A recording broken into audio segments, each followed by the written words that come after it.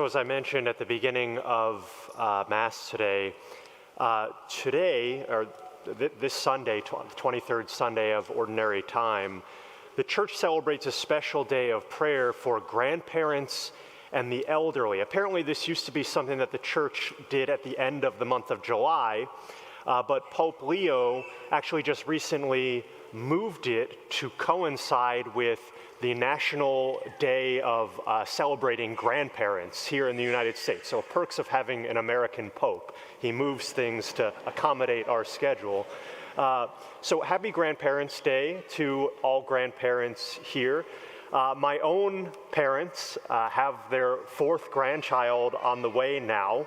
And the three that are already here, I've seen, with my own eyes. The three who are already here have brought such incredible joy into their lives.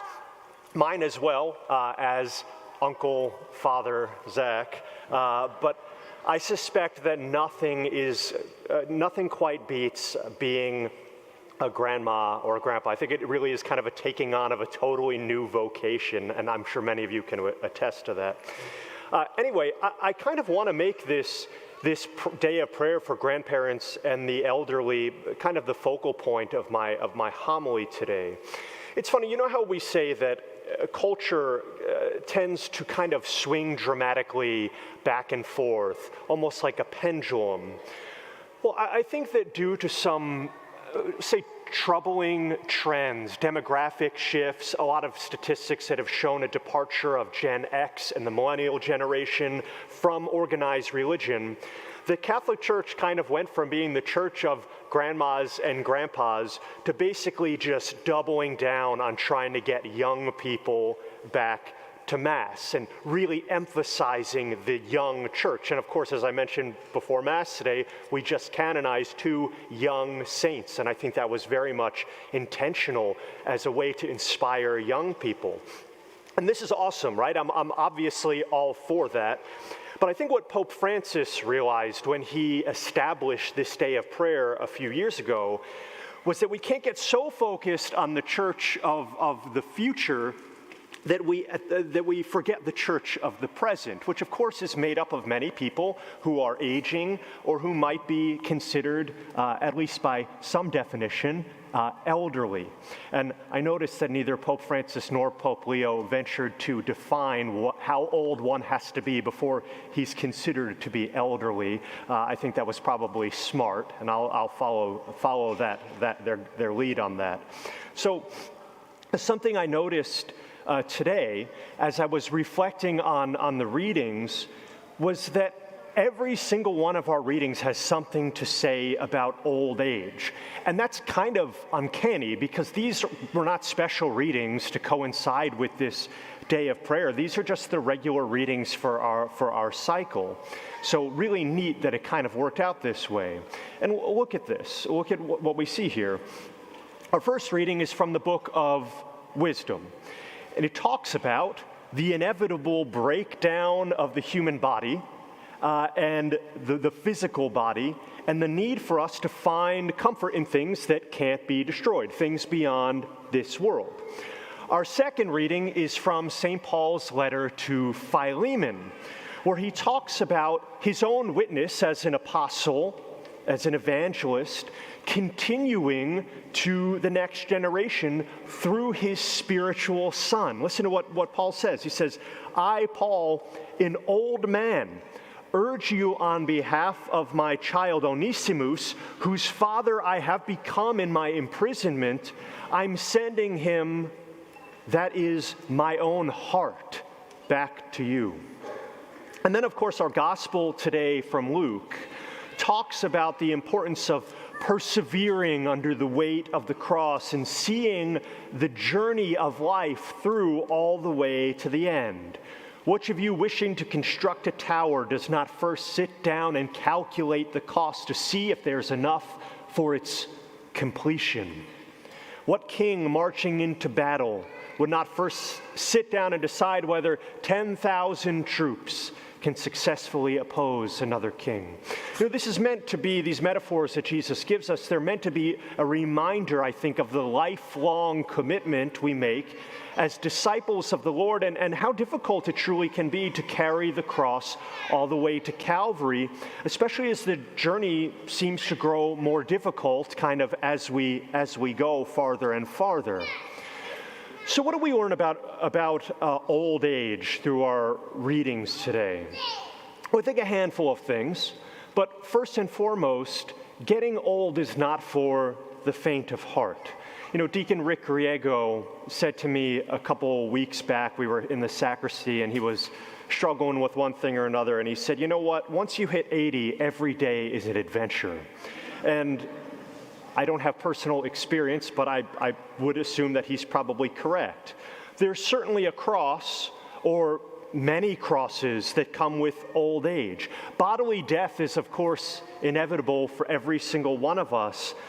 But I think one thing to remember, and oftentimes we overlook this, is that every day, especially as we reach our older years, every day potentially represents a new type of death, so to speak. The loss of hearing or vision. Maybe I'm not as spry on my feet as I once was. Maybe my mind is not as sharp as it once was. But of course, the deterioration of the body does not mean the deterioration of the spirit. What does St. Paul say? When I am weak, it's then that I'm strong. Old age comes with its challenges, no doubt, but it can also serve as an incredible witness to God's goodness and faithfulness. So what I want to do here for the next few minutes is to highlight just a few things that I picked up on. I sat down the other day in the chapel, and I was reading through, Pope Leo wrote a nice letter to the church in regards to today's day of prayer. Now, this is not a letter that he sent to me. He sent this to everyone. You could find it online, easy Google search. And he does a real nice job tying this letter into the Jubilee year of hope that we're in right now. So, and perhaps unsurprisingly, his letter really highlights so many of the themes that we see in our readings today. Now, I promise if you're a young person here, I know I can see and I can hear many young people here this morning, there's no need to check out and think, this is not for me. This is not for me. This is for the old people here. Please don't check out. Please don't fall asleep on me. This letter that Pope Leo wrote was addressed to the entire church, and I think it has so many great insights for every generation. I'm going to do my best to just summarize and keep it brief so we're not here all day. So the first theme that I would say that Pope Leo is trying to emphasize in this letter that he wrote is that the elderly are a sign of hope. The elderly are a sign of hope. And just as a reminder, when we're talking about hope in the sense that hope is a virtue, right? It's one of the great virtues that we strive to attain in our lives. We're not just talking about hope as an emotion, right? I feel happy because I'm hopeful. No, hope is deeper than that. We're talking about something more akin to perseverance. What keeps us going as Christians? How do we keep striving to live virtuously and righteously as we journey towards heaven, even though this journey is difficult? That's what hope is. And I think that in this sense, the elderly have so much to teach the church. When I was a young man, so probably in my mid to late teenage years, I didn't have much of a prayer life. I was not, I was still kind of detached, I think, from my faith a bit. But I did have some semblance of prayers that I would say each day. And one of them I remember is that I would pray every day that I would one day grow up to be like my grandparents. Isn't that funny? I looked, of course, up to my parents. I love my parents very much, but really, it was my grandparents who always felt to be the greatest inspiration to me, because in them, I think I saw the fulfillment of everything that I wanted to be, everything that I thought I could become. And I knew it was possible to attain by watching the way that they lived. I saw their faith. their faith which endured. I saw the love that they fostered in their marriages. I saw how they sacrificed for their families, for their children, for their communities, and in the case of both of my grandfathers, sacrificed also for their country as members of the Navy. But most of all, I saw their joy. They had this happiness that I wanted. Even as a young man, I saw this and I wanted that. Sometimes I think that the greatest witness as to God's goodness and his faithfulness is the example of a life well lived. The life of a person who, although he or she may deteriorate in health and bodily function, grows in wisdom and holiness and in the things that endure beyond this physical world. And of course, we need those witnesses, right? We need those witnesses in the church. Think in Scripture of how often when you hear the Jewish people pray, how often they refer in their prayer to the blessings of the elderly and the generations that have preceded them. They saw all of that as a sign of God's presence, of God's goodness, of his faithfulness to the promise. And they knew that if these good things happened to past generations, those good things could happen to them as well. So I think this is a great reminder to young people. I said this message is for young people as well. Learn from your grandparents. Learn from the elderly people in your life. See God's presence in them in a special way. Make friends with those who have had so many experiences, who have so many lessons to share, those who have endured and have overcome so many of the crosses that we'll all probably carry at some point in our lives. We're meant as a church to find hope in the lives of the elderly, and of course, there's no shortage of witnesses to that hope here in our church and of course in our own lives. Okay. The second theme that Pope Leo highlights in this letter, I would probably describe as reasons for the elderly to hope. So we have elderly as a sign of hope, and then signs of hope for the elderly. Again, as we hear in Scripture today, growing old is not easy. Not only is it physically difficult, but as I'm sure many of you can attest, it can be emotionally difficult too, especially when things like loneliness factor in. These days I have one surviving grandparent on both sides. It's my maternal grandfather. He's 86 years old. And I crack up whenever I go to visit him at least once a year when I'm home. And his favorite t-shirt, which he wears all the time, it shows a picture of this sad dinosaur with the words, "All my friends are dead." I've always liked the dark humor of that, but it's also very real. It's very real. It's very easy for the elderly to feel alone, abandoned, especially if they start to feel as though they may be a burden to others in their failing health and their frail health, especially if the younger generations may have to take care of them. That can be a very emotionally draining experience.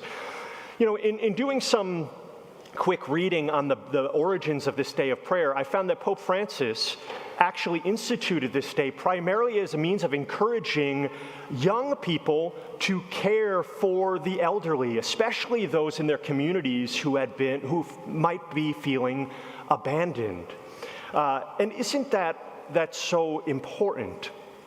I know there's this kind of enduring stereotype in our culture, I think, of the crotchety old man who stands on his porch and he's waving his cane in the air and yelling at these kids to get off his lawn or whatever. But I think the reality is that the vast majority of the elderly find a great deal of joy and hope in the young. As a somewhat young person myself, sometimes I don't know why, but it is true. All throughout my seminary years, my classmates and I would occasionally go a few times a week. We would go up the hill to the local nursing home to visit the residents there. And I could not believe how excited these people were to see us whenever we would arrive. And it's not like we had the secret sauce or anything. We didn't do anything particularly special. We just showed up and we went to rooms and we sat and we listened and we had conversations. I know that one gentleman I visited 3 times a week. I still remember his name was Richard, this fantastic guy. He would get so excited about whenever I would come to visit him, and I'm thinking, what did I do that was so special? We sat there and we watched The Price is Right 3 times a week, and we just made sarcastic comments about the contestants, you know? But I know that meant a lot to him. You know, Pope Leo says that every elderly person should have the opportunity to experience, this is his words, a revolution of gratitude and care. Revolution of gratitude and care. So again, young people, it's a challenge, I think, to all of us. Be a friend to your elderly neighbor. Don't just coexist with those who are of generations past. Be friends. Be friends. Visit the elderly grandparent or the family member in the nursing home. Even if that's difficult, it can, of course, be difficult to be in a position where you have to witness sickness, suffering, dementia, all these things that are uncomfortable, but they are very much the natural result of aging. I think there's no greater oppression than the feeling of abandonment. If you kind of gather all human suffering into one category, I think it all has that element in common, is that feeling of abandonment. And I think that was probably the saddest thing that we had to witness during the COVID pandemic, was people dying alone. Some of us experienced seeing that in our own families. Maybe we heard stories. Sometimes people were literally dying of loneliness because no one could come and visit them. Let's never let anything like that happen again. And I think we start by building a culture of the young ministering to the elderly and offering them, again, in the words of Pope Francis and Pope Leo, a jubilee of hope through our own youth and the promise of faith and virtue being passed from one generation to the next. Okay, and that brings me to my final point. I know I've been talking for a while here. Final thing that Pope Leo stresses. He writes that the life of the church in the world can only be understood through the passing of generations. The life of the church in the world can only be understood through the passing of generations.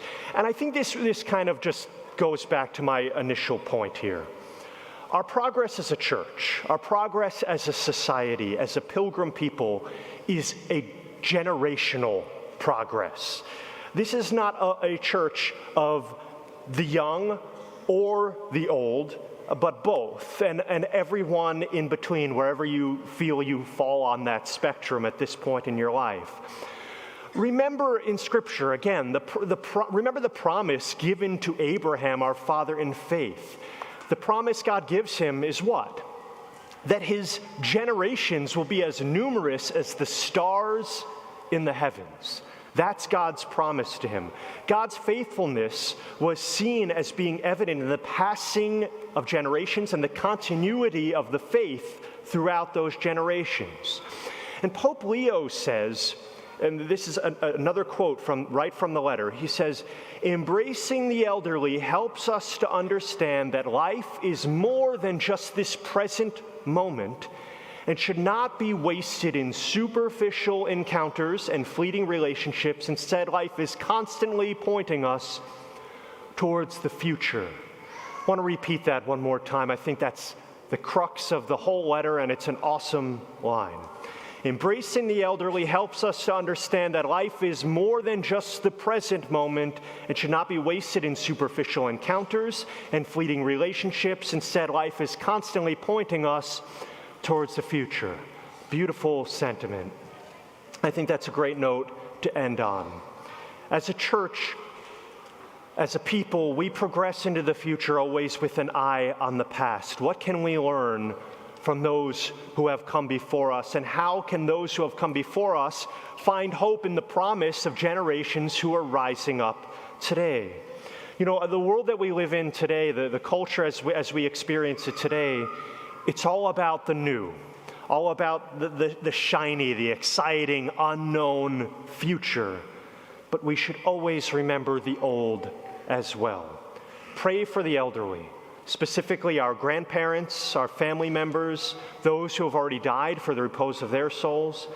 Develop a culture of care for the elderly so as to help them carry the crosses of frail health, abandonment, isolation, anxiety. Find hope in the witness of lives well lived, lives filled to the brim with proof of God's goodness. And lastly, to the elderly here, share your wisdom, share yourselves, share your lives with the young, and rejoice in God's faithfulness. His promise is alive in each of you and will continue from one generation to the next.